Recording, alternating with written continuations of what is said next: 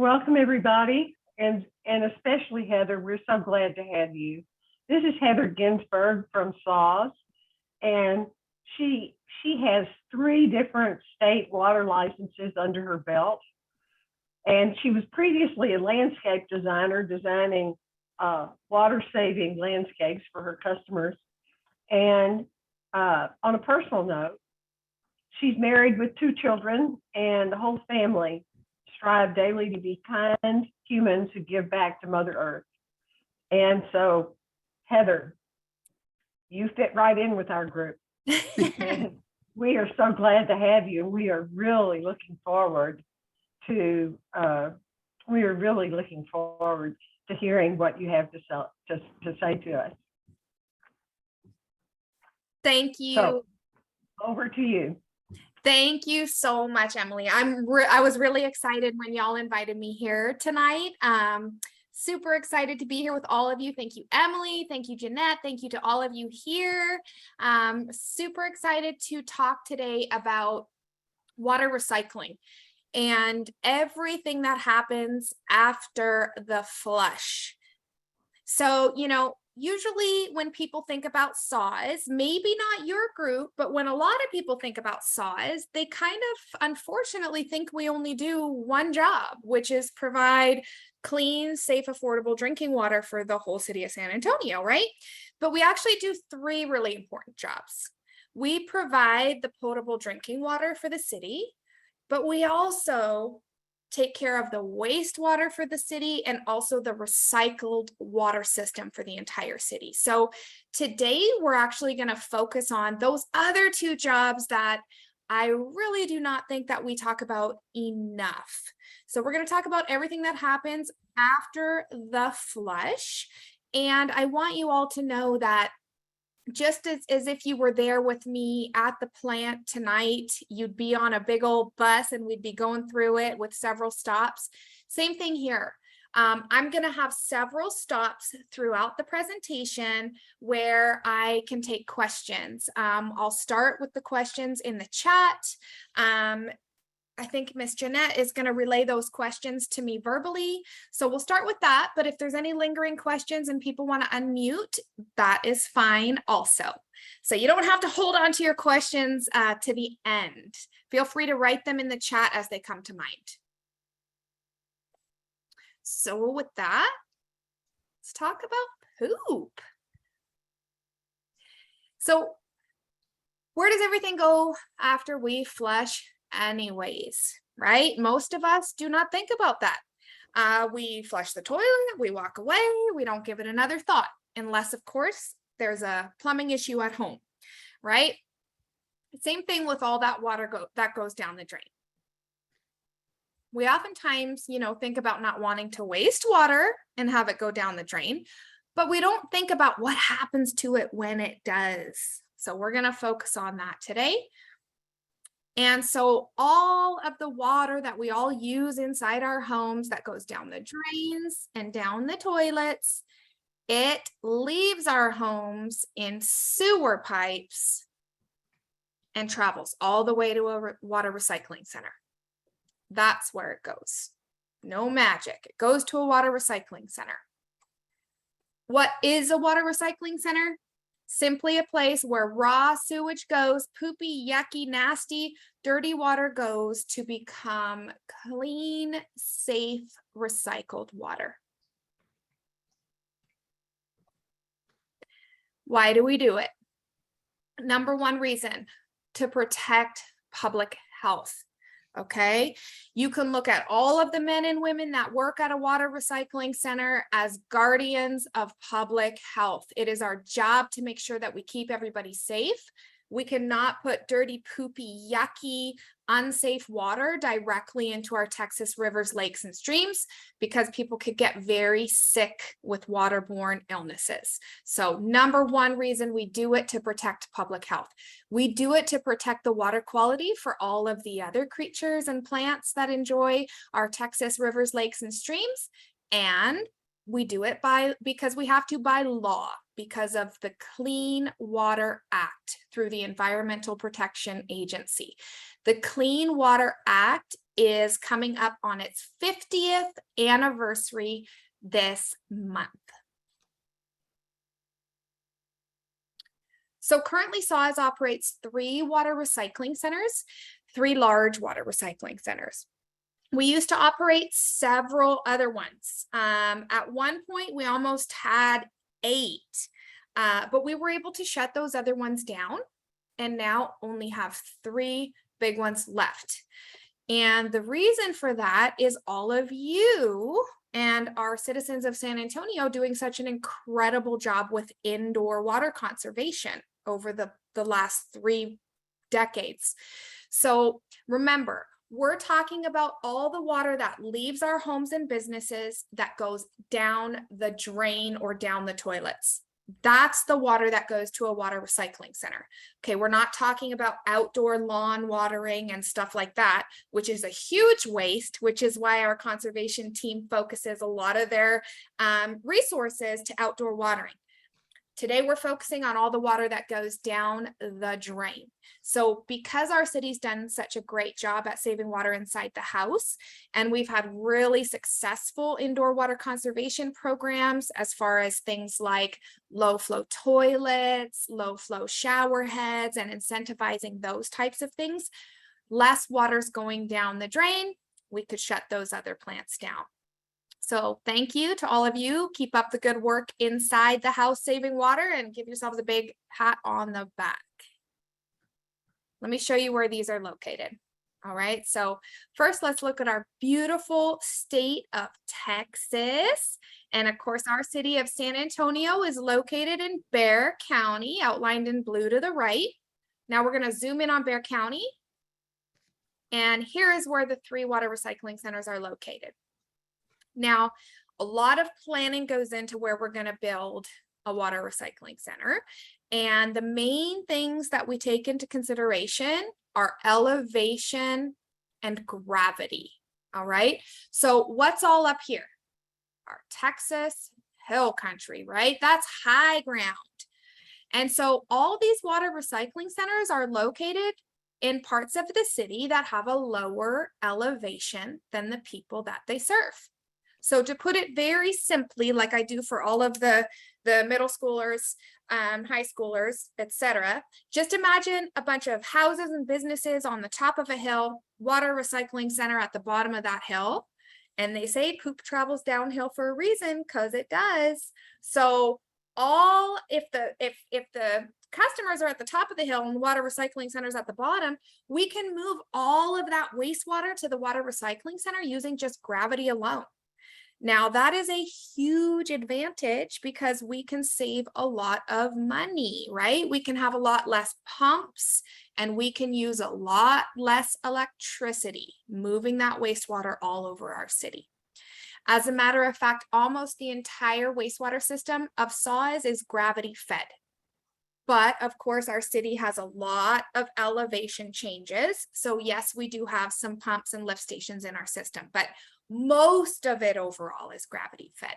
So this is why we build them where we do. And today we're going to travel to the largest of the 3 water recycling centers that SAWS operates, Stephen M. Klaus Water Recycling Center. You almost pass this water recycling center if you're driving to Corpus Christi, for example.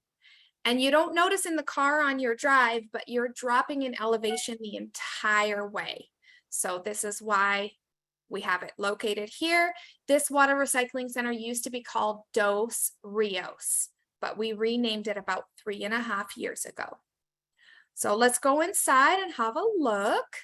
Welcome to Stephen M. Klaus Water Recycling Center. This is the largest water recycling center SAWS operates. It's also the only one of the 3 that we operate that processes the biosolids for the entire city. Biosolids is just a fancy word for poop, okay? So the other 2 water recycling centers, they pipe all of their biosolids to this one plant. It makes logistical and financial sense for us to process it all in one place if we can. and we have the space, and so we do. This water recycling center you're going to see is very award-winning and very progressive and innovative. I hope you're going to come away from this tour knowing why that is. But for now, just know that because of that, this plant has won several awards from the EPA as well as the state of Texas. And this is why we renamed the plant Stephen M. Clouse Water Recycling Center when he retired, because he and his teams are responsible for truly doing a lot of firsts in the nation at this water recycling center. So we renamed it in his honor. So before we look a little closer, I'm going to show you some drone footage so that those of you that like to see the overall picture before we go in, I want you to see how it's laid out. Okay. But first, check out this power substation that we have located here. We have our own power substation. There is a very good reason for that. We're going to talk about in a couple minutes, but for now, I just want to point it out. So let's take a look at some drone footage and check out all this wastewater infrastructure. So you're looking at all of the steps that this dirty wastewater needs to go through to get clean. We'll take a closer look at all the steps, but it's huge. We have 600 acres out here. You probably noticed the solar panels. We try to make good use of our land, so we have a lot of solar panels out here. We'll talk a little bit about those later.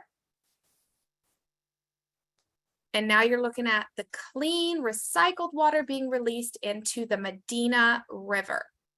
Okay, the Medina River meets up with the San Antonio River, not too far from the plant. Up here, top left, it meets up with the San Antonio River, which if you look at a map, our San Antonio River travels all the way to the Gulf of Mexico. Okay, so this is a pretty good place. You're looking at the Medina River to reinforce with all of us why it's so very important to recycle our wastewater. We're releasing it into the river. We need to make sure that this water is clean and safe before we release it into the river to protect public health and our water quality in Texas. The other point is that if we're releasing it back into the environment, we are also releasing it back into the water cycle. This is part of the urban water cycle. So again, very important that we get this right. And to get it right, there's a lot of science involved. Here at the Stephen M. Clouse Water Recycling Center, we use the return activated sludge method of water recycling. There's a lot of steps, but we break it down simply into 4 main components. All right. Primary treatment. This is where we're going to screen out all the trash, all those nasty flushable wipes and plastics. Okay. We're going to remove the grit and we're going to try to settle out as many of the solids as we can during primary treatment. Next, we move on to secondary treatment, where the magic starts to happen and you're going to learn the real secret behind water recycling. Then we move into tertiary treatment, where we talk about filtering and disinfection and a little chemistry together. And the last component is the biosolids processing component. How do we recycle all of the poop? All right, so biosolids processing, the poop recycling part. So let's go ahead and start with primary treatment. And when we're done talking about primary treatment, we will have our first question stop. So if anybody has any questions, feel free to put them in the chat, and we're coming up on our first stop. All right. So let's talk about primary treatment and everything that comes into the water recycling center, everything you send us. Okay. So all of that wastewater from the entire city, it's coming in to the water recycling center in 2 ginormous 98-inch sewer pipes. Okay, that's big enough to drive a Toyota Tacoma pickup truck through. So these pipes are huge. All that wastewater is coming into the plant, and when it enters the plant, we now call that influent. Okay, That's easy to remember because everything that comes in is called influent. And it is 99.9% water. Believe it or not. When I first learned this, I said to my mentor, how in the world is wastewater 99.9% water? Because all my water licenses are on the potable drinking water side, not the wastewater side. And he broke it down for me in a way that made sense. So I'm going to do the same for you. So I would have guessed maybe 80% water, 20% solids, something like that, thinking about the poop and the barf and all that stuff. But he reminded me most of the water we use indoors is water going down the drain, right? Showers, laundry, dishwashers, all of that stuff. But then think about the toilet for a second. What's in the bowl before you even flush it? Potable drinking water, right? So then this number made a lot more sense. So 99.9% water, but there's impurities that we need to take care of that can make people very sick.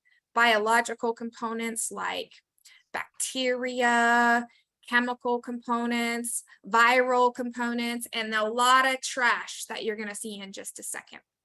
So before we move into the plant, I'm going to ask all of us to just imagine that we are poopy, yucky little drops of wastewater for a second. And we're going to go through every step together and be sparkling, clean drops of recycled water when we're done tonight. All right, just to get us in the right headspace. So we come in, we're in a huge 98-inch sewer pipe. Our first stop is screening. Yuck, right? This is where we need to separate out the trash from the wastewater stream. So there's no magic happening here. It's just a simple process of separation. So how this works is just imagine a comb that you use to comb your hair, okay? All that's happening here is the wastewater is moving in the spaces between, and then the spikes of the comb, all the trash is getting hung up on those. And then we're separating out all that trash. We're going to squeeze all the water out of it, and all that trash is going to go to the landfill where it should have gone to begin with, right? So you can see that there's ramen bags on here. There's chip bags, candy wrappers, condoms, feminine products, all of these things that should never have been flushed. It never ceases to amaze me how many people must think of the toilet like a magical trash can, but it's like this every single day, every day. The bulk of the material that you see here on the screening, on the bar screens, is those so-called flushable wipes. Those things that so many people are keeping in their restrooms now to be used as toilet paper, and they are flushing them. And they are costing us nationally billions and billions of dollars a year. They're costing saws millions of dollars a year in broken equipment and manpower, because these flushable wipes have microplastics in them. They do not dissolve in water, and they break stuff, and they clog pipes, and they clog valves every single day. So you're going to see this fellow cleaning up a big old pile that he just cleaned up, like they do every day. Now, have y'all ever wondered why toilet paper, no matter what brand you buy at the store or that you see in a public restroom, those squares are always the same size? No matter what. There's a good reason for that. A lot of design goes into toilet paper. We use it every day, but we don't really think about the design that went into it. Well, if you want to market a product and you want to put toilet paper and on the label, you have to take a certain amount of those squares, fold it in a certain way, put in a certain amount of water that gets mixed up at a certain rate for a certain amount of time. And if your product completely dissolves into that water, you can put toilet paper on your packaging. If it does not, you cannot.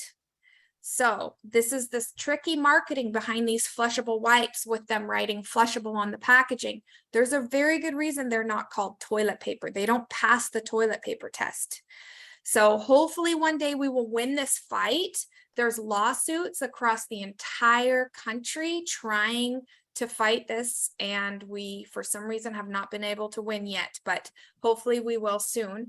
In the meantime, we really need to fight this with education, sharing the message, because I think a lot of people don't realize it. It says flushable on the pack, but it's a terrible problem for us. So there you have it. We've screened out all the trash. It's going to go into a big trash can where it should have gone to begin with. Next, we're going to flow down to the grit removal stage. This is where we remove any little bits of rock and grit from the wastewater stream because it won't break down in the rest of the process. So this is also just a simple process of separation. We imagine a big old washing machine and it's going to slosh around the sewer water. The grit and the rock has more density than the water. It sinks to the bottom and we remove it. The water moves on to the next step. And then when the grit is separated, we wash it off with recycled water. And it also goes into a big old trash can, big trash receptacle, and it also goes to the landfill. We do not get a lot of grit. I've been told we only probably fill a couple of these big trash receptacles a month. So it's not a lot, but again, we do have to remove it. So this grit that you're looking at and the trash that you saw removed from the previous step, these are the only two things that go to the landfill. Everything that you're going to see from this point forward, we recycle. All right, so trash has been removed. Grit has been removed. Now we're going to flow down to the next stop, the primary clarifiers. These big swimming pool looking things filled with poop water. And they are calm and still for a reason. This is where we want to settle out as many solids as we can. So think of them like big, huge settling tanks. Now we don't want to stir anything up. We want things to settle out. So what you see in front of this white arm here looks like a motorboat just drove by. It looks so oily and greasy. Well, that's what it is. Fats, oils, and grease. These things have less density than water, so they quickly float to the top. No different than if I put a couple drops of olive oil in my glass of water, they would quickly bead up and float to the top. Same principle. So we call that fog, fats, oils, and grease, or we call that scum. And we need to remove that scummy solid material. So how we do it is this long white arm. It travels the whole perimeter of the circle, super slow, and then it drops all that scum into a big old pipe, and it gets piped away to something called the solids digester. We're just separating it out. Now on the bottom of this primary clarifier, everything that has more density than the water is sinking to the bottom and settling out there. So that's the poop, the barf, all of that heavy organic material. And we need to remove that too. So the bottom of this primary clarifier is shaped kind of like a funnel with a gradual slope to the floor and a hole in the middle of the floor. And all of that sludge is settling out on the bottom. We call all of that poop stuff primary sludge. It's settling out on the bottom of this primary clarifier, and there's these long squeegee looking things, and they are slowly moving all of that primary sludge towards the hole in the floor of this primary clarifier. It also drops into a big pipe, and it gets piped over to the same place, the solids digester. And everything in between is the water, and it's going to move on to the next step. Simple as that. But only about 50 to 60% of the solids will settle out at that step. You'll see what happens to the rest of them in a little bit. So here's where all the solid material went, the scum and the primary sludge. These huge tanks called solids digesters, we'll talk about everything that happens in those when we talk about the biosolids processing component. For now, we're going to keep traveling with the water on to the next step. So with that, I would like to ask if there's any questions so far about anything you've seen so far or primary treatment. Just a minute, I lost it. No problem.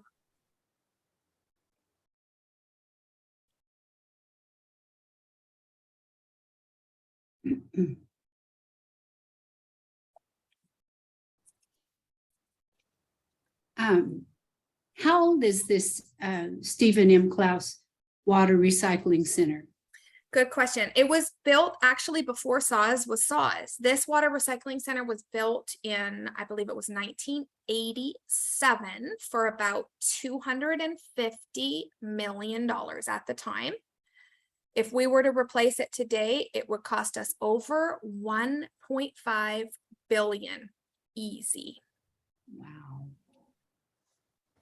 All righty, well, that's hard to believe. Is there some reason that we don't pump the reclaimed clean water back into the recharge zone? Ooh, that's a really good question. If you don't mind, there's a better place for me to talk about that, and we will talk about that. So if I forget, please remind me. Okay. Because that's a great question, especially for your group. Okay. Is this Stephen M. Clouse Water Recycling Center the only place where we release recycled water into a river? No, it is not. We also release water into Leon Creek from our other water recycling centers. And it's going to eventually follow that watershed, sewer shed. It'll make its way.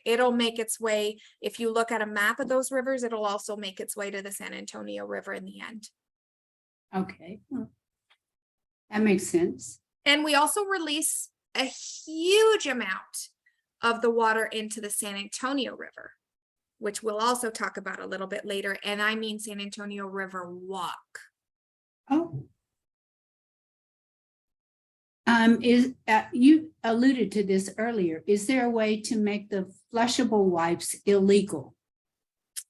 Well, I hope so, because other countries are way ahead of us.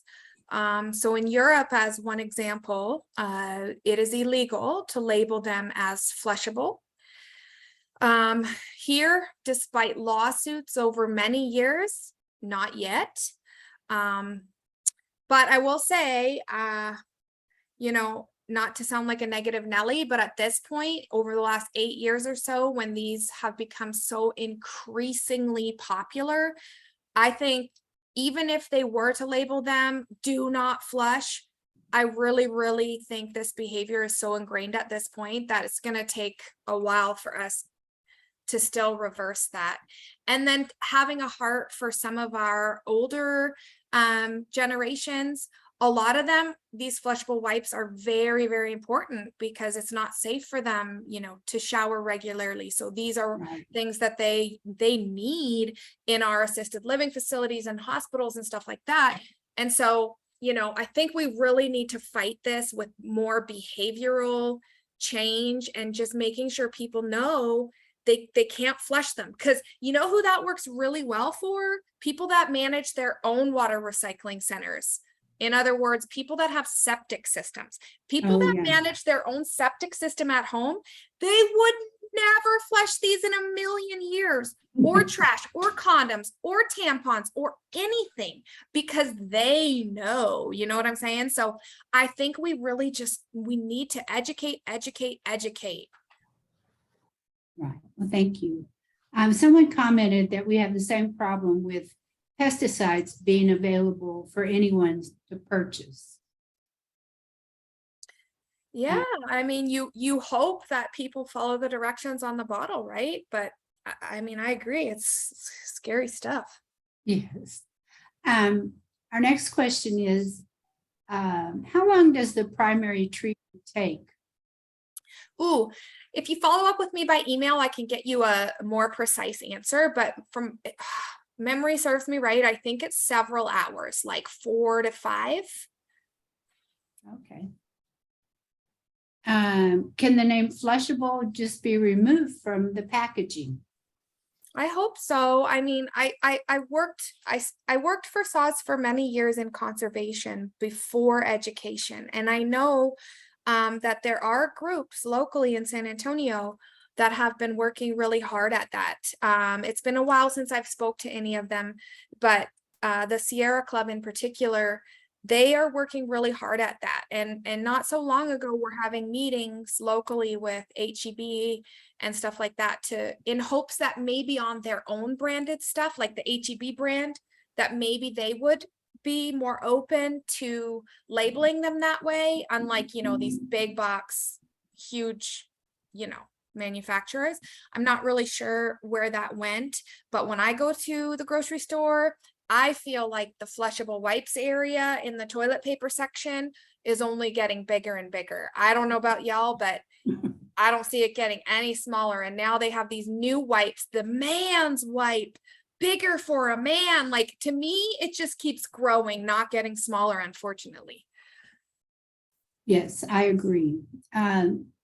Emily made a comment that she has seen some wipes with a "don't flush" symbol on the package. So I haven't seen those. Maybe that's new. That's great, Emily. Someone asked about what about the food from the kitchen disposal? Is that food a problem? Well, that's a great question. So it's going to get taken care of in the process. You're going to see, it all comes in the same wastewater pipe with the poo and the water and everything else. So you'll see what happens to it. But yes, our wastewater operators would love people to use the garbage disposal less because it's less processing. You know what I mean? They would love you to use the garbage disposal less. They would definitely want you to never put grease down the drain. And they would really, really like it if you didn't put milk or milk products down the drain as well, because we don't think about it, but they contain milk solids and fat. So yes, they would love you to use that less. And our last is just a comment that it may be the baby wipes with the "don't flush" symbol. Oh, Opposed to the other wipes. I bet you're right on that. Yes. And that's all the questions that have been put in chat. Right on. Well, those are amazing questions so far. Thank you. And keep putting your questions in the chat because we got several more stops. So let's go ahead and move to the secondary treatment part of this process where the magic starts to happen. I'm going to try to close out of this toolbar on the top so it's not making a big old gray box, which I'm assuming it's making for you. Okay, so secondary treatment. So we're going to flow out of the primary clarifiers down into the aeration basins. These huge bubbly swimming pool looking things that look like hot tubs. So these aeration basins are ginormous. You can see that from the top here, but what you can't see just yet is how deep they are. They are 40 feet deep. So basically like a 4-story apartment building deep. They're ginormous. And they are bubbling and bubbling and bubbling and looking like a hot tub because we are pumping so much air into them. That's why they're called aeration basins. So we're pumping all this air into them, and they may look nice and calm and chill like a hot tub, but because we are pumping so much air into them, they are the most dangerous place in the entire water recycling center. We are pumping so much air into these aeration basins that we are creating a negative buoyancy in this water. So if somebody falls in here, they're probably going to sink to the bottom like a rock. Very, very dangerous places in a water recycling center. Let me show you how we get the air into them. So looking down on the bottom, 40 feet deep, you're going to see the air piping system. All those white pipes is how we carry the air to the bottom. Now, all of these little circles you see, there's over 2,000 of them in the bottom of every aeration basin. Those are called diffusers. Basically, it's an opening in the pipe, and stretched across every opening is a one-way membrane that allows the air to be diffused out into the water, but it does not allow the water to get into the air piping system. So you could imagine these require a lot of maintenance, a lot of preventative maintenance, so that we can stay on top of things before they break, right? And we already touched on the fact that these aeration basins are incredibly dangerous places. So some of you might be thinking, well, why do we even need to bother with this step then? This is a lot of work and they're very dangerous. Well, we need them to wake up these little guys. These cute little microorganisms love air. They love oxygen. They love aerobic environments, so we give them what they want. Because even though these microorganisms are so teeny tiny, we can't even see them with our eyes. We can only look at them under a microscope, which is what you're looking at. They're so tiny, but they are the secret to water recycling. They are cleaning the water for us. They are eating all the little bits of poop and pee, cleaning the water for us. So they can't eat trash and flushable wipes and plastic and tampons and all that stuff. That's all inorganic material. They can't eat that. So we had to remove all that. They can't eat little bits of rock and grit. That is also inorganic material. So we had to remove that. But they can eat all the organics in the water, and they do. So we fondly call ourselves bug farmers at the Water Recycling Center. And when I say bugs, I mean microorganisms, okay? But we call ourselves bug farmers because our main job is to keep these microorganisms alive, happy, thriving, and we better make sure they never die.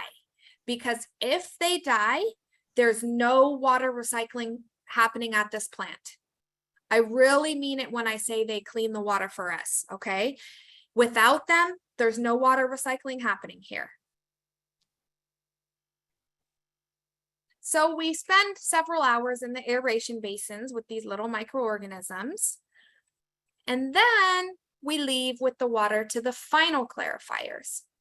There's that word again, final clarifier. Okay, remember the initial clarifiers, the primaries were those big circular structures where we settled out the scum and the primary sludge? Well, these final clarifiers, they do the same job. They're just shaped differently. Okay, they're super calm and still because their job is to settle out any remaining solids in the water. And these white pipes stretched across, they have a vertical part that goes down to the bottom here and here and here. And just imagine on the bottom a little vacuum cleaner. And the vacuum cleaner is going to vacuum up the sludge, and it's going to go to the same place, those big, huge tanks called solids digesters. This sludge is now called waste activated sludge, or WAS, because this sludge is now activated by the oxygen and the microorganisms in the aeration basins. But it's still going to the same place. It's going over to those solids digesters, but not all of it. Okay, we're going to reserve some of this sludge back. That's extra special sludge that's called return activated sludge. As a matter of fact, this sludge is so special and important. If you think back to my process slide, this whole water recycling process from start to finish is called the return activated sludge method to recycle wastewater. So that's how important this return activated sludge is. We're not going to send it back over to those big solids digesters. We're going to keep it, and instead we're going to return it to the aeration basins. This is called the return. And to do that, we're going to use these huge screw pumps called Archimedes screw pumps. Sludge has the consistency of like a wet cake batter. It's extremely heavy. If we used a normal pump, that pump would burn out super fast. Okay. Instead, we use these screw pumps because all of these rungs of the screw creates all that surface area that just lifts up that heavy sludge super easy back to the aeration basins. So let's take another look so you can see how massive they are, those of you who haven't been. If you were in this video, you would be a tiny little turtle looking guy suntanning on the stairs up here. That's how small you feel, at least when you're standing next to these. That's how ginormous they are. So why are we returning that sludge back to the aeration basins? Uphill, heavy sludge back over here. Well, there's a few reasons. Okay, if you are one of those cute little microorganisms and you settle out in the final clarifiers in that sludge on the bottom, your journey has been super long already. You are starving and exhausted. All right, you're starving and exhausted. So if we return you back to the aeration basins where there's a lot of food for you to eat, you're going to eat that organic material at a faster rate, which means you're going to clean that water for us at a faster rate. Also, go figure, but when these little single-celled microorganisms are exhausted, they reproduce at a faster rate too, and they make more of themselves. So those are two pretty great reasons to return them back up, but actually not the main reason. This is our only mechanism to return sludge back up to the aeration basins. So think of this step like our insurance policy. All right. Remember, we're bug farmers. If something happens to those microorganisms, there's no water recycling happening at this plant. And this right here is our only mechanism that we can move them back up into the process. So this makes us rest assured that we're always going to have enough microorganisms and we're always going to have a way to return them back in. So that's why this step is so important, that the process is named after it. And a fun fact, this technology has been around for over 5,000 years. So the Egyptians used screw pumps to move water from the River Nile up to where they were building the pyramids. But of course, their screw pumps were not this big. They did not have electric motors on them. But other than that, the technology hasn't changed in thousands of years.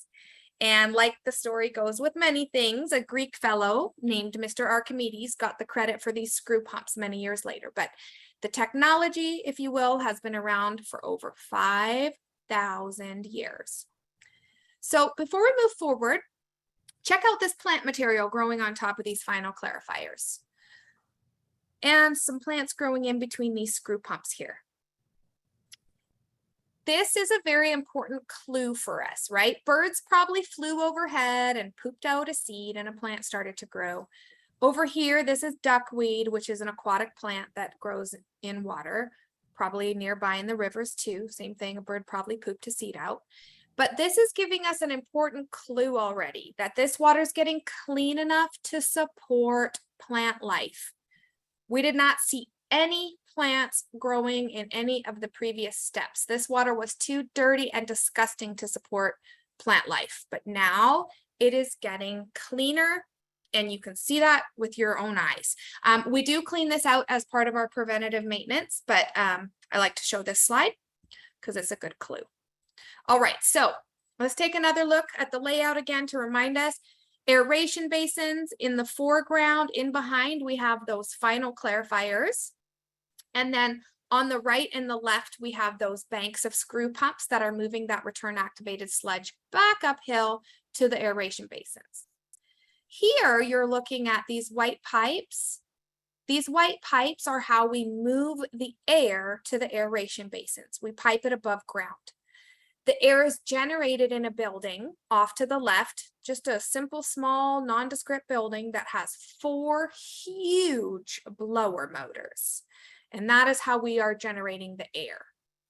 These motors are so big, they require so much electricity that we have to call CPS Energy, our local power company, like 20 minutes in advance before we turn one of them on. So we can ensure we have enough power on site to turn one on. If it doesn't turn on the first try, we gotta call them back and we gotta wait 20 more minutes. So we're talking about a lot of electricity. And now you know why we have our own power substation located on site that I pointed out at the beginning. Recycling wastewater requires a lot of electricity. If you're to just guess in your mind quietly how much you think the power bill is for this one water recycling center a month, just think about that for a second in your mind. Think about how much you think it costs a month. It costs about $400,000 in electricity a month. That's right, $400,000 approximately a month for the electric bill for this one water recycling center. So we hear a lot about the water energy nexus, right? Where water and energy come together and rely on each other. This is just one practical example of that. It requires a lot of electricity to recycle wastewater. All right, and with that, we completed secondary treatment. Are there any questions in the chat? We have a few. The first question is, when you're washing greasy pots and pans or dishes, and you've wiped out as much grease as you can and throw the paper in the trash, is it helpful to put in extra detergent to help? Does it help break down that grease, like Dawn?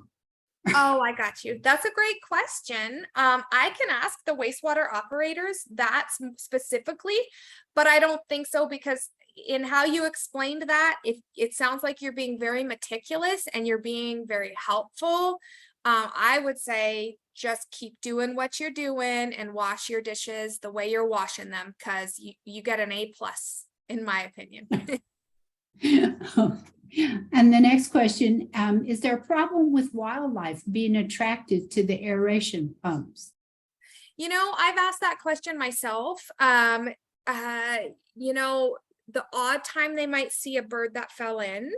One time at the right time, if you will, a dog fell in, a little stray dog that followed, you know, the stormwater drains in. And they were able to save that dog, but it was like seconds the dog was sinking and they were able to save the dog. So that was just lucky timing. But other than that, no, I haven't heard that there's too big a problem. Just the way that they're built with the railings around, and it's not like the water's right up like to the edge where a little animal would like be able to lap it up, you know. They haven't had too many problems out there, and we're fenced. So we want to prevent the animals from getting in to begin with. And sometimes they do. And then we got to tend to, just like the rest of us at home. Okay, what's happening? Let's fix that breach. So no, we have not. And by the way, to expand on that, no one has ever died at any of our water recycling centers at SAWS in the aeration basins. Thank goodness. We have a really important safety program and planning at SAWS. That's never happened here, but it has happened before at others. Where or how are the drain declogging chemicals removed? Well, they're not. Every single thing that all of us use that goes down the drains is going to end up here. And so that's a really good question. Every chemical we use to clean our house, scrub our toilets, everything matters. How much we use. That's why I didn't say add extra Dawn.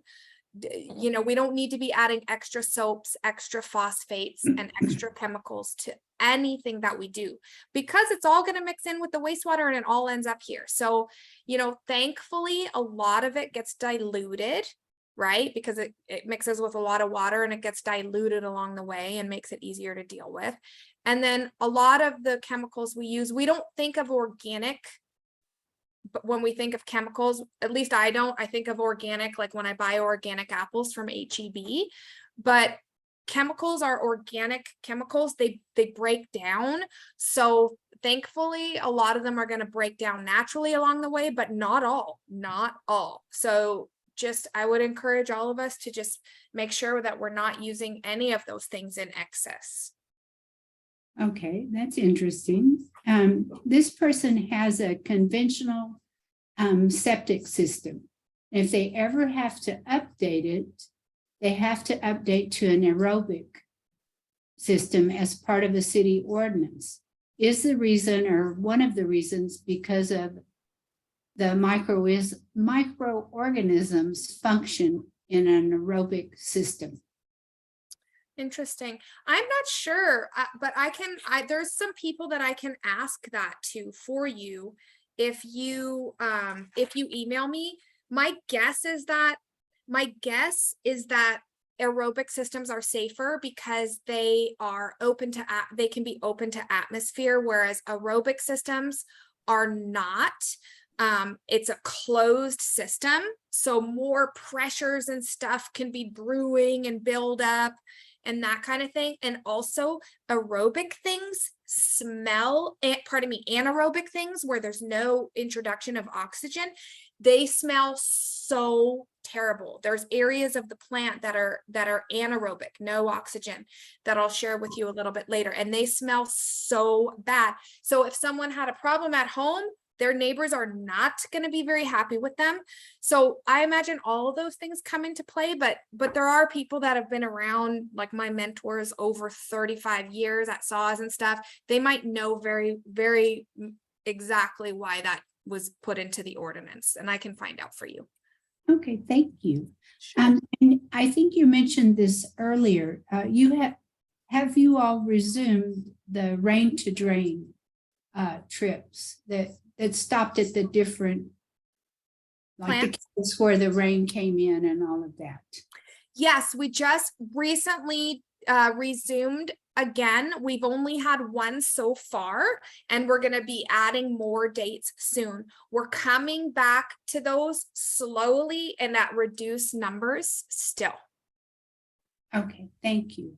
You're welcome. And let me check. Yes, that's all we have for this stop. Right on. All right, let's move down into tertiary treatment. So we're going to leave the final clarifiers, travel down some pipes to the filtering station.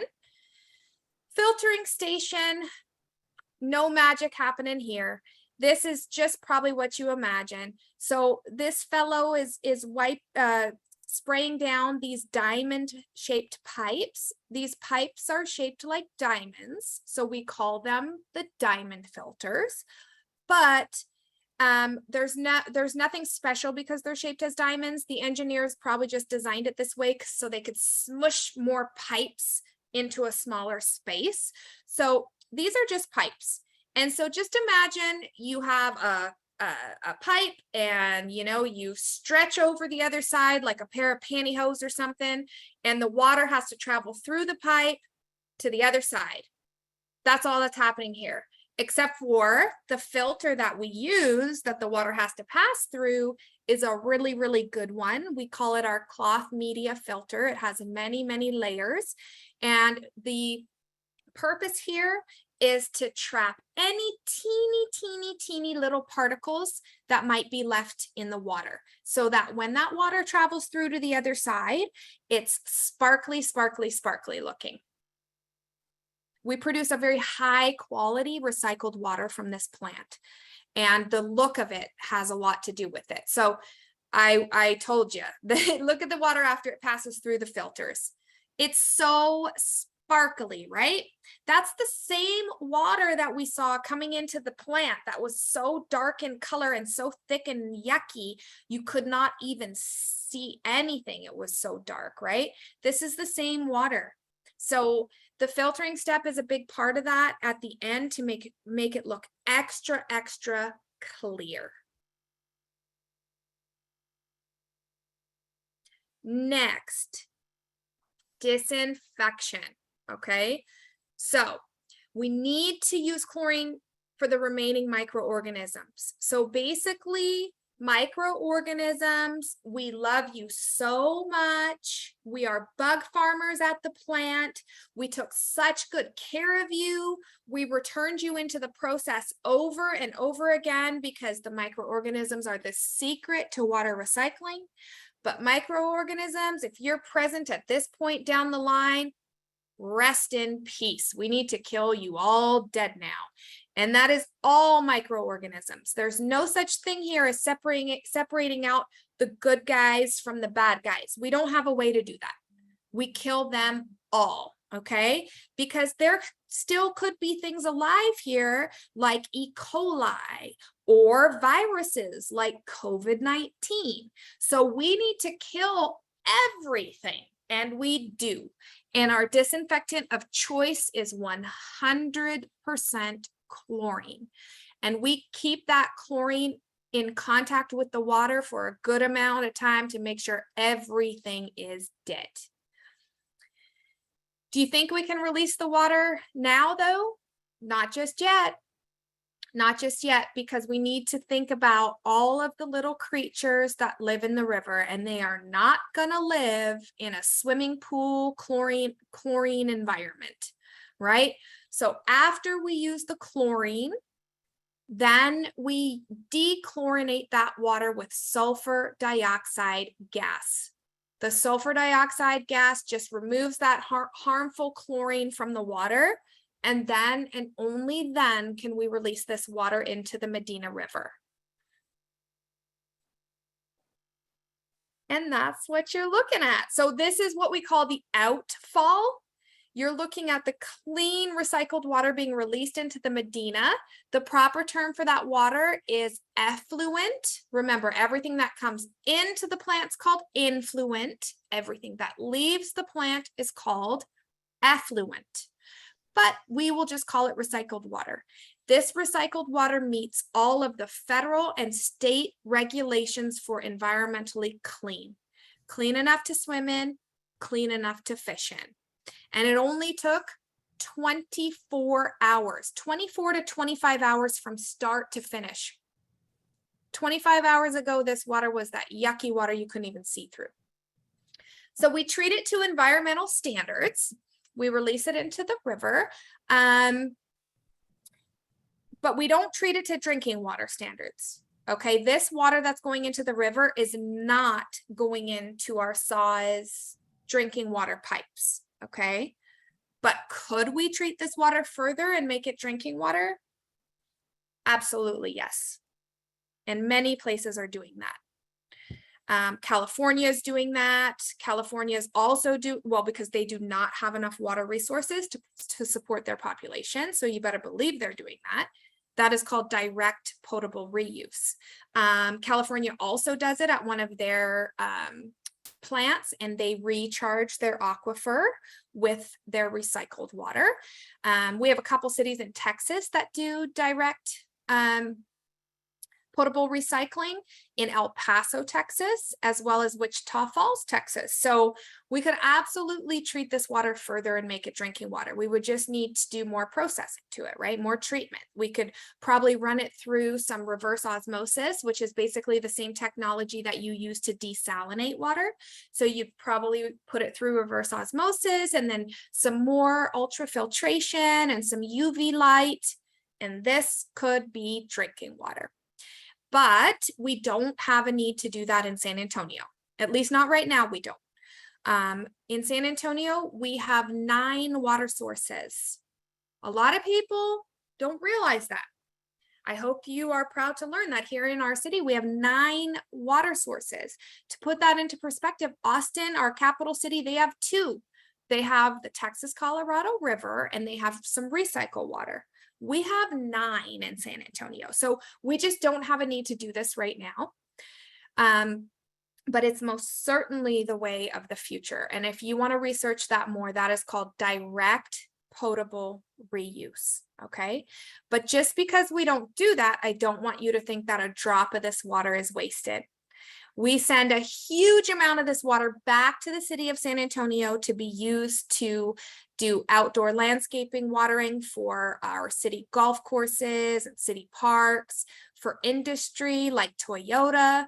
Toyota uses over 1 million gallons of this recycled water a day to mix the paints in their paint plant to paint the big old Tundra pickup trucks. So we send a lot of this back to the city, and we also release enough of this recycled water for the river itself, because this Medina meets up with the San Antonio River south of the city and travels all the way to the Gulf of Mexico. And we have an agreement to release enough to help maintain the flow of that San Antonio River as it travels through hot and dry South Texas, because there's endangered species along the way, like the whooping crane. And we also do that to help support the fishermen at the Gulf. And then we also provide enough of this water for our power company, CPS Energy.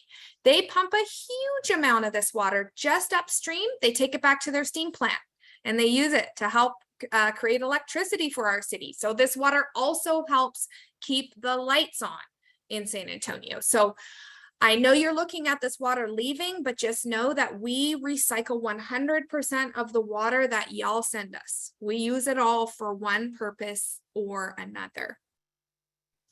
So as far as our recycled water system goes, we fondly call that our purple pipe system. Purple is the color that tells you what kind of water is inside the pipe, and purple means recycled water. It's no different than an electrician needing to have those wires black, white, red, you know, so they know that and they don't electrocute themselves. Same thing with water. And purple means recycled water. And our purple pipe system takes all that water back to the city to be used for all kinds of purposes. And as a matter of fact, I hope you're proud to learn that your city of San Antonio has the largest direct recycled water system in the entire United States. But we just don't talk about wastewater enough. A lot of people don't realize that. We have the biggest direct recycled system in the whole country, right here in our humble little city of San Antonio. So that's something to be proud of. Questions. And is somebody asking a question? Oh, sorry. So yeah, so we have the largest in the country. And at this time, I will expand on a question I got at the last stop is why don't we use this water to recharge our aquifer? Other places do, right? Well, despite having the largest direct recycled water system in the entire nation, it could have been bigger. It could have been bigger. And you know why it's not? City vote. Way back when, back in the early 90s, this was one of the first big projects that SAWS did, was our recycled water system. And we wanted to make it even bigger, but it was voted down by the city because at that time, right, many, many years ago, it made people nervous to have the recycled water system even going over the recharge zone. They didn't even want the recycled water pipes to go over the recharge zone. So it could be even bigger, but it's not because of city vote. So if we ever wanted to make it bigger, it would involve all of us helping people to feel more comfortable, right? Public perception.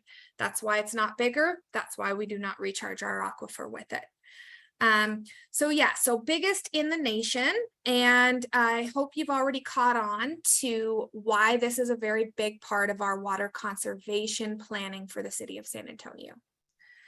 Because if Toyota is using 1 million gallons a day of recycled water in their paint plant, to make it simple, it's 1 million gallons of drinking water that they're not using. It's 1 million gallons of drinking water that we're not pumping out of the Edwards aquifer, right? So our recycled water system is a huge important plan when it comes to water conservation in San Antonio. So that's tertiary treatment. Do we have any questions before we move on to the last component of water recycling? Yes, we have a few. Is SAWS doing any surveillance for problematic human illnesses? New York has been detecting polio, which is very concerning. Yeah, so wastewater surveillance is super, super amazing stuff, right?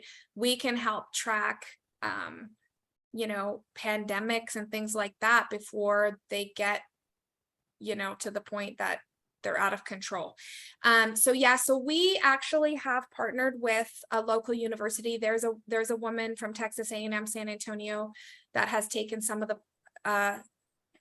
duckweed from the Water Recycling Center to analyze in the lab. And I know that San Antonio River Authority has been partnering with local universities as well for wastewater surveillance, because most definitely that's another tool for us. Okay, thank you. Is there a treatment for the chemicals, most like from pills that might get flushed down the toilet or leached from the landfill, like antidepressant or birth control chemicals that are harmful to wildlife?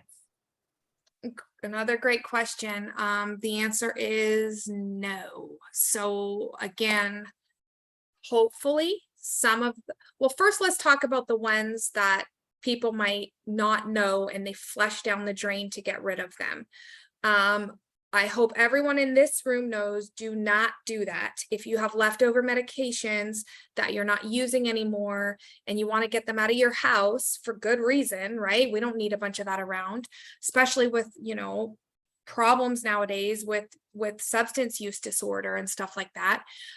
You can take them to some different pharmacy locations that accept them, or you can bring them to SAWS at one of our events that we periodically hold throughout the year, where we collect any unused medications, because nobody wants any of those medications to be flushed down the toilet or down the drain.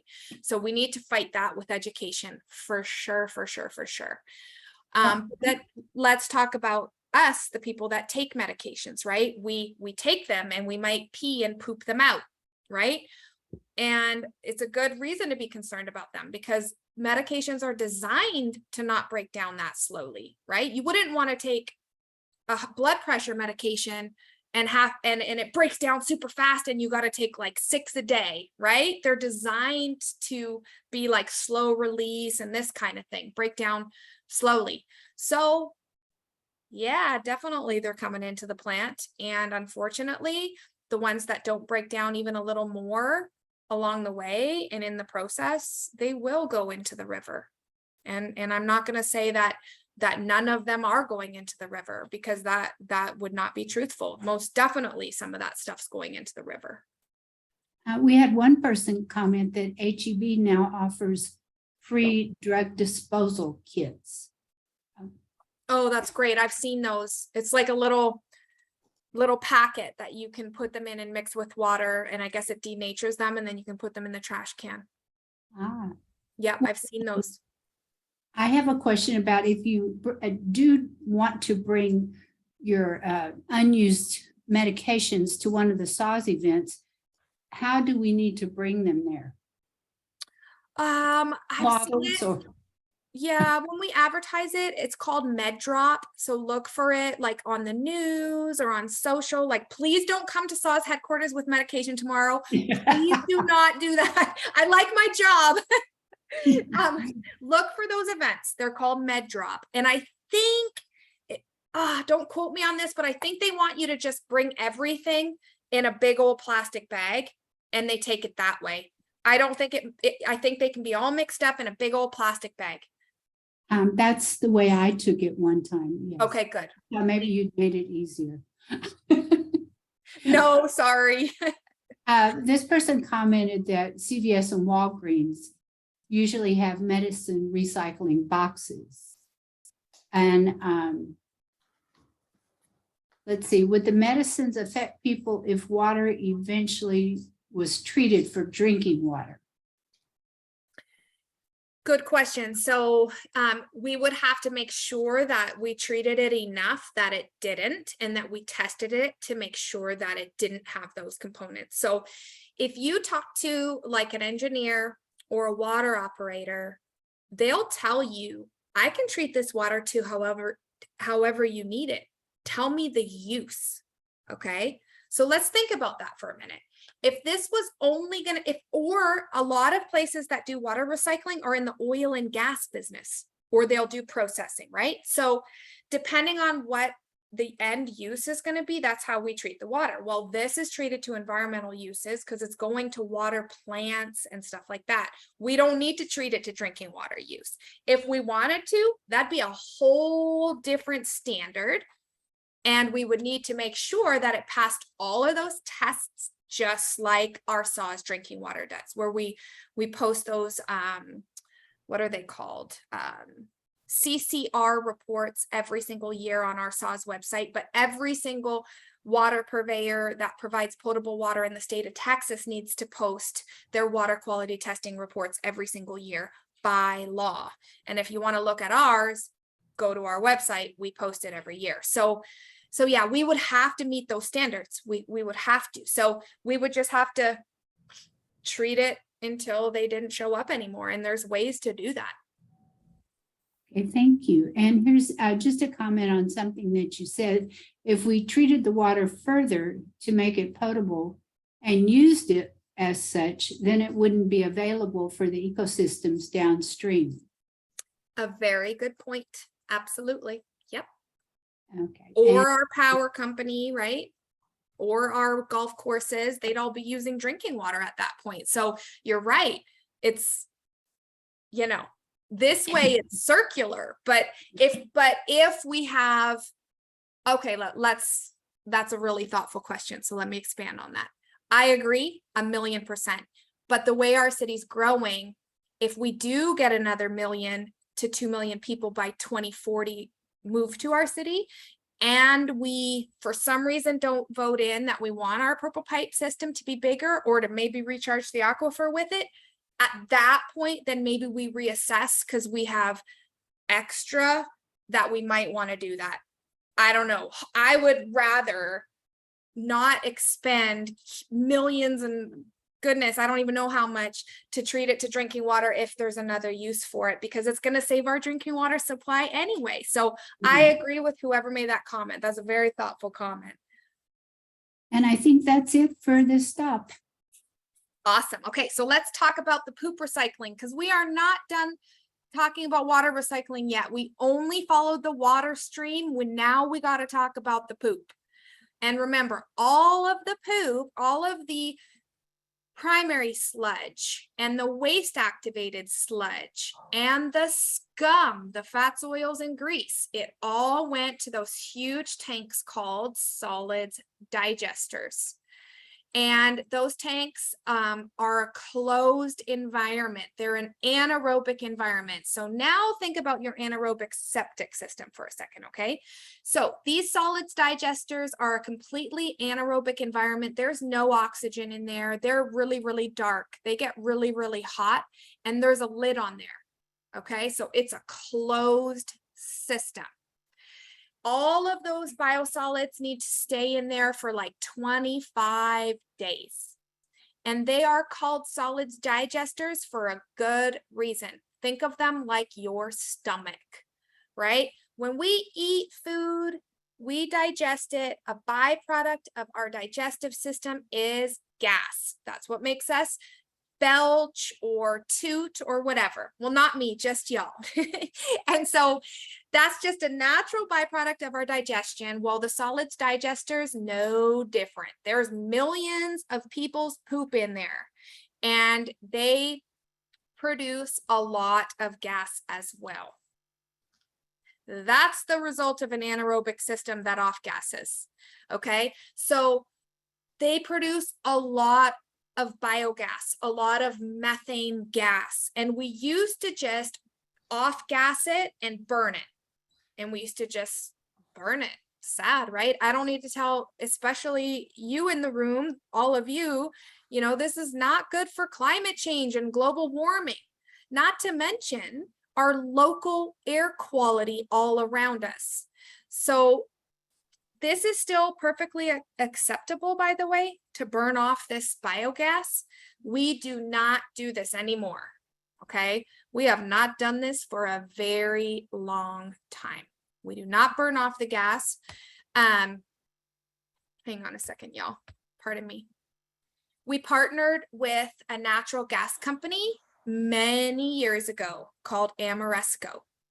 And they harvest all of that natural gas, all that methane, and they clean it up and they sell it back on the natural gas market. So natural gas is very useful stuff. You might have natural gas coming into your home to heat your house in the winter. You might have a gas stove in your kitchen, all kinds of things natural gas is good for.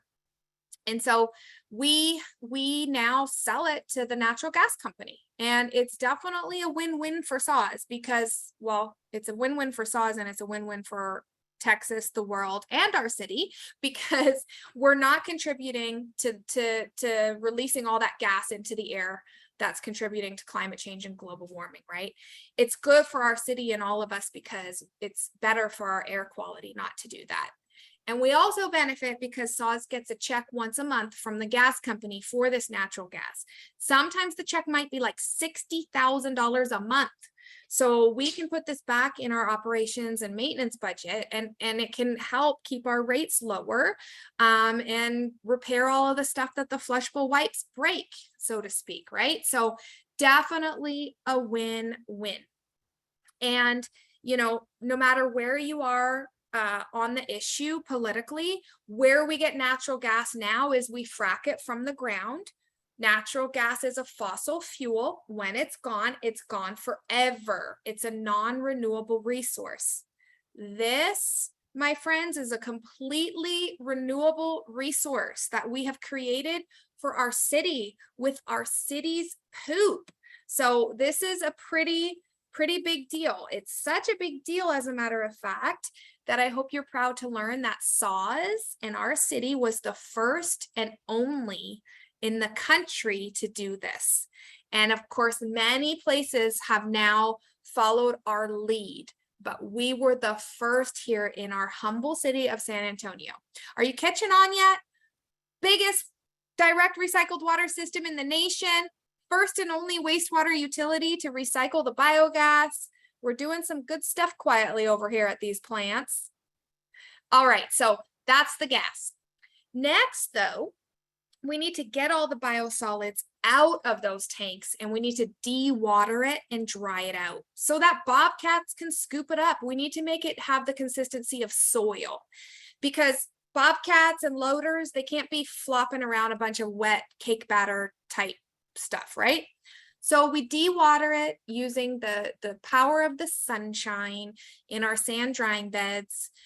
But if it's raining a lot in San Antonio, we have to have a backup method because this is not going to work very well, and sewage never stops. So our backup method is belt filter presses, which basically squeeze all the water out manually, just kind of like squeezing a rag. But we do need to get all that water out of it. And when it's dry, it looks like this. And now it looks like a fully baked cake, and it's ready to be scooped up and taken back to soil yards. So everything we put, all of the biosolids, they come all day long, they scoop it up, they take it back to their soil yards, mix it with other yard wastes and leaves and trees, further compost it, and sell it maybe back to us. So we partner with a company called New Earth, and you might even see that red bag of compost at your local HEB because they definitely have it at mine. They make all kinds of great soil amendments, composts, potting soils, and all of that good stuff. So next time you buy some for your garden, you might just be buying your own DNA back off the shelf. For real. So another completely renewable resource for our city. So we call this the wastewater environmental trifecta, and we have won the Texas Environmental Excellence Award, as well as several other awards and recognitions from the Environmental Protection Agency. Because as you've learned, we have the largest direct recycled water system in the entire United States.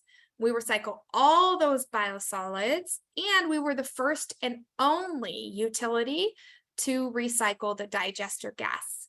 So I hope you're proud to learn that, y'all. And this is now why you might understand why we renamed the plant Stephen M. Clouse Water Recycling Center. There may be some of you in the room that came on a tour of this plant when it was called Dos Rios, because it's located where the Medina River and the San Antonio River south of the city meet. So it was such a great name, right? Dos Rios. But now you know why we renamed it in Mr. Klaus's honor when he retired, because really, truly, him and his teams, they were responsible for doing a lot of firsts in the entire country right here in San Antonio. So that's the biosolids processing component, where you see that we took 3 byproducts, traditionally just wasted, the biogas, the biosolids, and the recycled water or the effluent, and we turned it around and we made them into a resource for San Antonio, which is another one of the awards that we won from the EPA, because we were the first wastewater utility in the nation to recycle all 3 of the residuals of the water recycling process. So what about all of you? What can you do to help your water system? Well, some of you probably caught on already to a few things. The first thing I want to talk about is continuing to save water at home, right? We all know don't have too long a shower, turn off the water when you brush your teeth, right? We all know that. But now you see a whole other side to that that you might not have thought about, right? You don't want to waste water because you like water conservation and you don't want a high bill. 2 good reasons. But now you know that clean water that you could just stick a glass under and drink, if it goes down that drain, it's going to mix with all that dirty water and have to go through the entire process that you saw today unnecessarily. So please continue to save water inside your house. Please scrape all that grease off of your dishes, which one of your peers already mentioned that they do. They scrape all the grease, they wipe it out with a paper towel, and they put it in the trash, and then they wash their dishes. A+, that's exactly what we want all of you to do. And not just in the obvious places, okay? There's a lot of fat in the foods that we eat that we don't think about. So even things like peanut butter, salad dressing, gravy, enchilada sauce, all those things have fat. Spaghetti sauce, all of those things. Please scrape all of those things into the trash before you do your dishes, or your green bin, depending on what it is. All right, please, please, please, because if the grease doesn't make it to the water recycling center where we can separate it out, it means it accumulated on the sidewalls of pipes, just like our arteries if we eat too much fat, you know, same thing. And that is as hard as a rock, and it can cause a lot of problems for us, including blocking pipes and causing sewage overflows and yucky stuff. So please continue to do a good job scraping your plates and pots and pans and all that stuff. Please don't put milk down the drain. Do not flush flushable wipes. I can't imagine anybody in this Zoom room flushing flushable wipes anyways, even before this presentation, but please don't flush flushable wipes. Please share the message. And also, if you haven't thought of it, please don't flush anything but toilet paper down the toilet, because tissue paper, right? Kleenex, things we use to blow our nose. There's a reason why that's not called toilet paper. It doesn't pass the toilet paper test either, right? We've all made the mistake of washing a piece of Kleenex in our jeans pocket and it's still intact or in a few pieces in the dryer, right? It went through all of that and the dryer and did not dissolve in the water. So same thing, tissue, paper towel, all of these things are not toilet paper. So please only flush toilet paper down the toilet. Please, please, please. Everything else, trash. Only flush the 3 P's. Poop, pee, and toilet paper. Before we do questions, I have a couple extra slides for your group that I really wanted to show you real quick. I think we have a couple minutes. All of the stuff from the waste hauler station, like the porta potty waste and people's septic tanks, it also comes here too, but we have to keep it isolated before we release it into the process, because anything harmful to life could kill our microorganisms. So all of these chemically things, we isolate it, we test it first, we dilute it before we ever release it into the system. If we have excess flow, we can hold it up in these big empty swimming pool looking things called flow equalization basins. So if we're having fiesta and there's a million more people in San Antonio flushing toilets and having showers, we can hold up some of that flow here and release it into the process at the rate that we need to, because we cannot rush this process. And then I thought you'd be interested in this the most. Poop attracts a lot of flies, and they are vectors for disease. We used to have people with pest applicator licenses spraying to kill them with insecticide. But if you're a gardener or you're interested in the environment, you know you're just chasing your tail, because that's only one form of the life cycle, right? So the staff went to leadership years ago, the staff that works there, and said, can we please come up with a better way? And I'm proud to say that leadership said yes. And they consulted with Texas AgriLife A&M Extension, and they came up with a very successful integrated pest management program at Klaus, where they manage all the pest populations down to a level of control where they're no longer a problem, using the least toxic way. And so they encourage all those bird populations, especially purple martins, because they eat all the adult form of the insect. We maintain parasitic wasp populations that target the larva form of the insect. We use a natural soil bacterium called BT, which also targets the larva form of the insect in the bottom of our sand drying beds where we dry out the biosolids. And the staff sprays tea tree oil and rosemary oil around the perimeter of our sand drying beds to keep the adult insects swarming, because that's right where the birdhouses are, where they just come down and feed their bellies all day long. And this has worked really well for us, that we barely ever have to spray chemicals around the plant since, and it's been many years now. Last but not least, I wanted to show you the solar farm a little bit up close. We let local farmers and ranchers drop off their cute little sheeps and goats and stuff, and they do the mowing for us, so we don't have to do the mowing and also release more gas into the air. So we really truly work really hard to be as sustainable as we can out at our plants. And with that, you can see my email if you want to follow up with me, or I'm happy to take any and all questions. I have a few. First of all, one comment was, awesome work, Saws, for all the firsts in the nation. Way to go. And we're very proud of all of you at Saws. That was from Judith Green, one of our sponsors, and I think she's speaking for all of us. That's so cool. Thank you all so much. I will pass it on. Yes. And I do have two questions. Have Saws and CPS Energy ever investigated ways to capture the heat, aside from the methane, from the solids digesters to use in energy production? Ooh, wow. That's the first time I've ever gotten that question in all these years. I do not know, but if you follow up with me by email, I'll ask for you. But I know that there's a lot of conversations that have gone on with Saws and CPS about all kinds of stuff after that winter freeze a couple years ago. So they're very strong partners in improving our processes. So now's a really good time you asked me that question, because I can ask for you. Okay, thank you. And here's another comment that about 10 years ago, a person remembers the wastewater treatment in Akron, Ohio, composted their biosolids and sold the end product, but they advised not to use it in veggie gardens because of the difficult to filter heavy metals and other residues.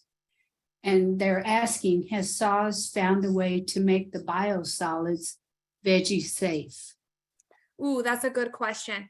I'll only answer that with what I do know. And the first thing is that we are not soil experts. So we partner with the soil experts and we let them do that. But as a gardener, I also know there's a really big difference between class B biosolids and class A biosolids. So what I do know is that these biosolids that leave the plant, as far as I know, they're not going to be used anywhere direct on the soil or anything like that.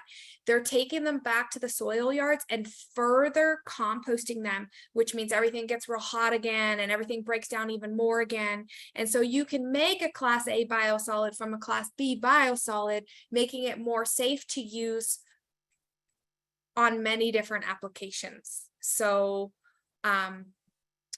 that's what I do know. So, but I'm not sure about the other part of the end of that question.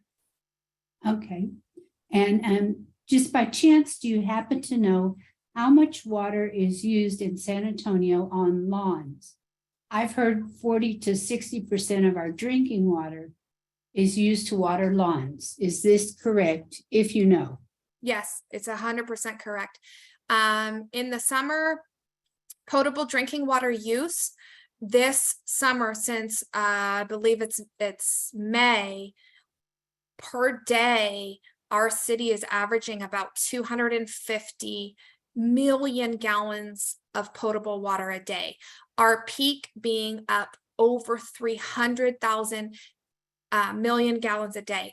When we're in the winter, we're not using near that. So we say that, yes, in the summertime, about, I think it's more like 60 to 70% of the water that our city is using is drinking water being poured on lawns. That's absolutely correct. Whoa. This is a question I too. Do you have materials to teach young children about all of this?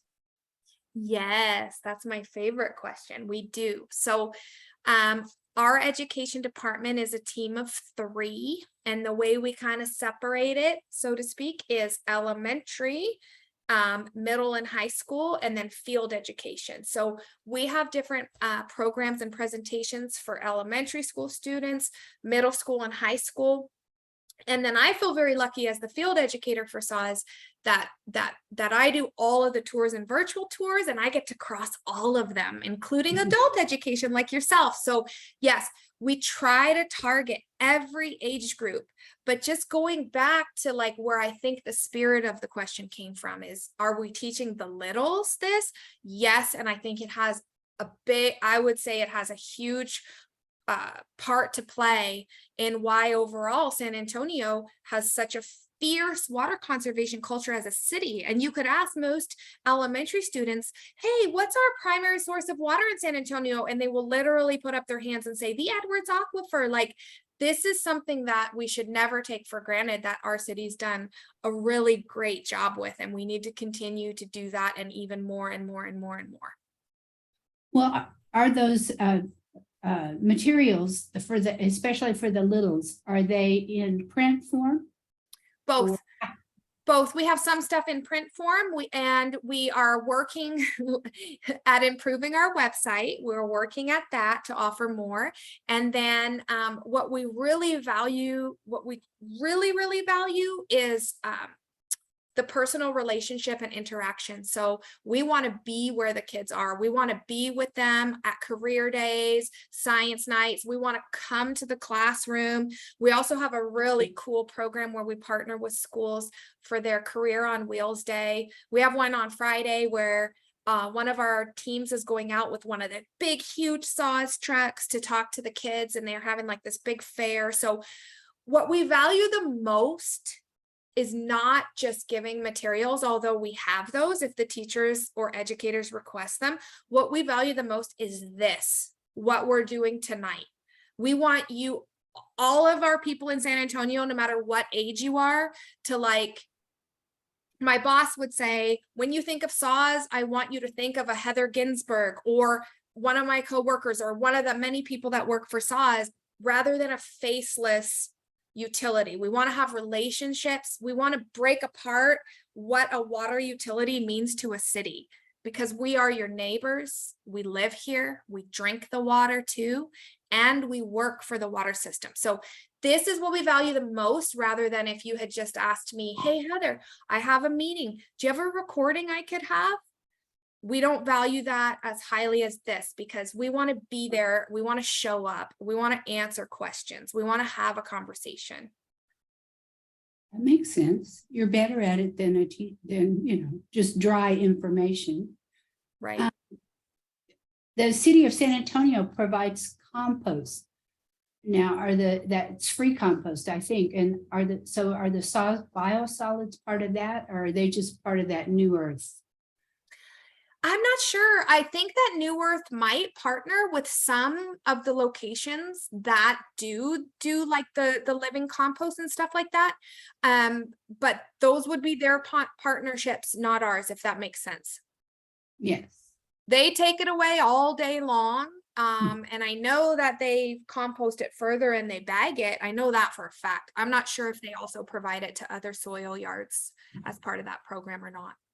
Okay, and one more. We all seen the Grease Monster ads, posters and everything. Do you have anything like that that might be available for social media, for sharing via social media? Yes, I'm so glad you asked that. So, well, I'm glad and I'm not glad, because the reason is Grease Monster is actually our old campaign.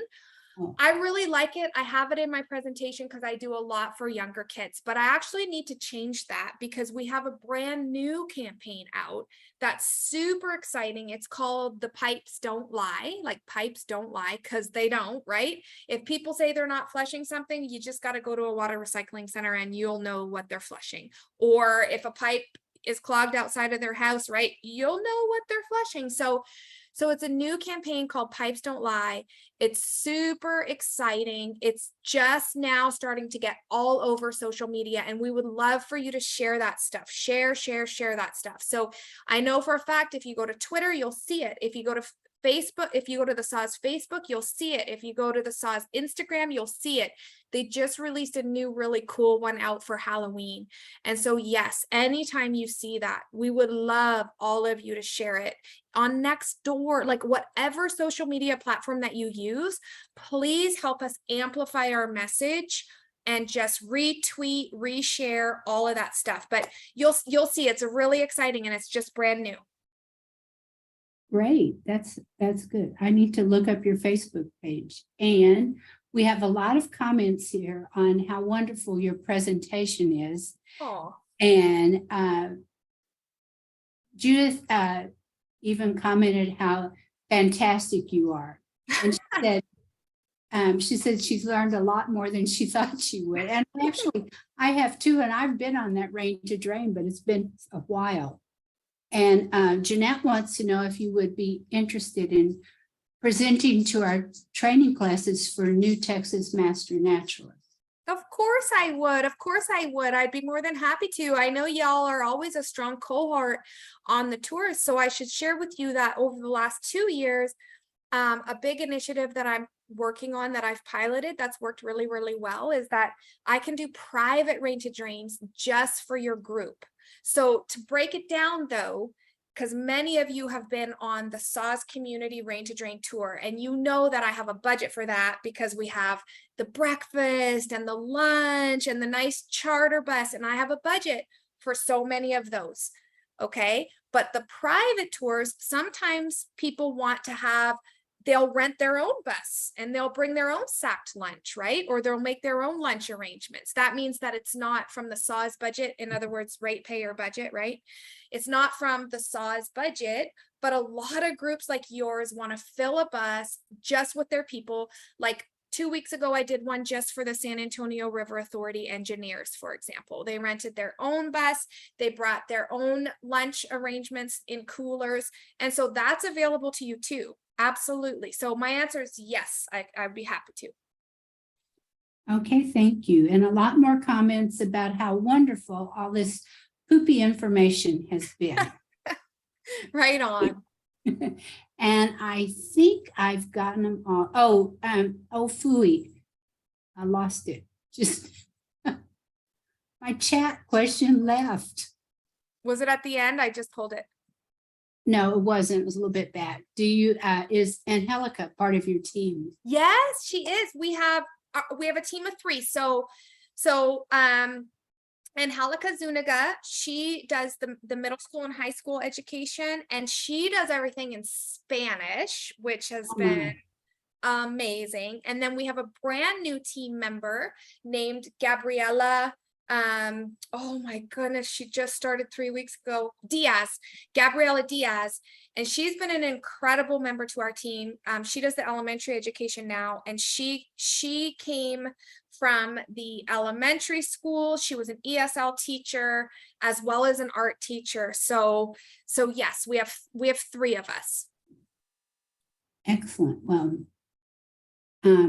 I think I've gotten them all. Lots and lots of wonderful comments about. Oh, somebody said they went on the last Rain to Drain and came away totally mind blown. The program is just so informational and eye-opening. Yay! Well, that's what we like to hear. Thank you. Yes.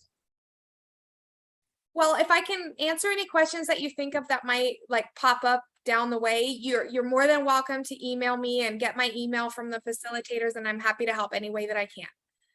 Well, I think you posted it at the beginning of your presentation, and Jeanette, I'm sure you have it, right? Or Emily? They're not going to answer me. So anyway. Oh, maybe they left. No, they're there. I can see them. Well, let me know if there's anything else. Yes, she has it. She put it in chat. So Good. she has it. So more things. I have her email. I have her contact information. All righty. This is Emily. Thank you, Emily. Thank you so much, Heather. I really learned a lot. Yes, it's great. My Like pleasure. your own little private tour. Yes. Well, I hope y'all will have me back, and I look forward to seeing you down the line. Okay, well, thank you. Thank you so much.